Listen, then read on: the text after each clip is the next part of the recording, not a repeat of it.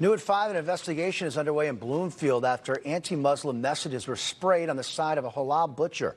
NBC Connecticut's Dominique Moody joins us live now from Granby Street in Bloomfield, where it happened. And Dominique, what can you tell us? What are you learning? Kevin, when we got here, construction workers were covering up those messages, and right across the street, you can see boards now covering was written. We spoke with the owners of the hateful graffiti about the hateful graffiti, and he was shocked and disappointed about what happened. It's upsetting, and it's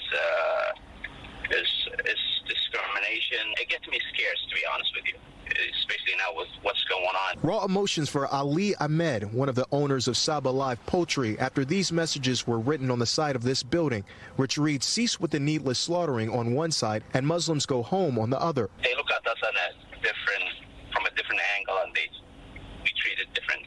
The defacing comes weeks after Cow escaped from inside the business, only to be captured and killed behind the Home Depot across the street. Bloomfield PD says officers were dispatched to Granby Street after reports of hate speech on the side of the building. It kind of is very sad to see, especially because it's in a very busy street and a lot of Muslims are going to drive by, including my kids.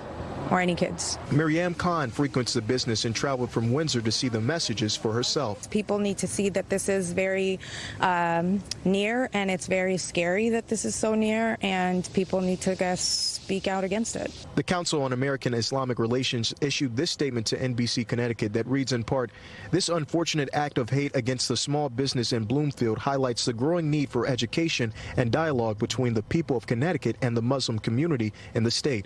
For Muslim Americans locally, Connecticut is the place we call home, and we welcome the opportunity to talk to our neighbors and address this hate and misinformation head on." Saba's owner and customers are asking for the public to come together to learn about one another instead of spewing hate. I would just encourage you to go meet a Muslim and make a relationship, make a friendship, try to figure out what we're about, because that's clearly a very misjudgment based on something they've seen online.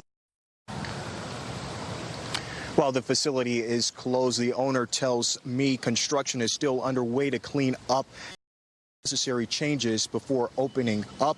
No word yet on the official date. Now, coming up tonight at 6, we'll hear from elected officials and others about what exactly happened. Right now, we are live in Bloomfield. Dominique Moody, NBC Connecticut News.